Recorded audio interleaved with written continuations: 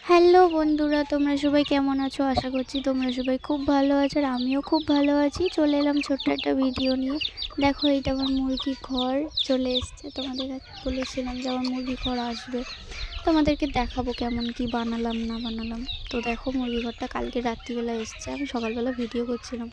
কেমন হয়েছে কমেন্ট করে জানাবে। আর এই দেখো মুরগি ঘরের নিচে যে মানে রাত্রিবেলা যে ঘরটায় থাকবে আর কি, মানে বেশি ছোট না, মোটামুটি ভালোই বড় আছে। 6-7খানা মুরগি এরকম থাকতে পারবে এই ঘরে। ওইদিকে আরও একটা ঘর, দরজাটা একটু লাগিয়ে নিই। ওইদিকে আরও একটা ঘর আছে, মানে হচ্ছে এই ঘরটায় 4 কামরা, নিচে 2টো, উপরে 2টো। মানে উপরে সারাদিন থাকবে আর রাত্রিবেলা নিচের ঘরটায় থাকবে।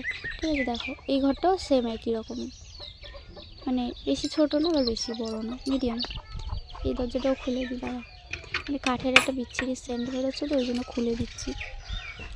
এবার উপরের গুলো একটু দেখিয়ে দিই। এখনও টিন লাগানো হয়নি চালে, মিস্ত্রি বলেছে কদিন পরে টিন লাগিয়ে দিয়ে যাবে। এই দেখো এখানটায় ওই একই সেম 6-7খানা মুরগি থাকতে পারবে আর কি, এরকম একটা ব্যাপার। এটাও দেখিয়ে দিই, সব দেখিয়ে দিচ্ছি। দেখো এই যে দরজা খুলে ঠিক মুরগিটা কেরাটে বিটকুটে লাগছে। আর উপরে টিনটা এখনও লাগানো হয়নি, কদিন পরে সে লাগিয়ে দিয়ে যাবে। ভিডিওটা যদি ভালো লেগে থাকে লাইক কমেন্ট শেয়ার করে আমার পাশে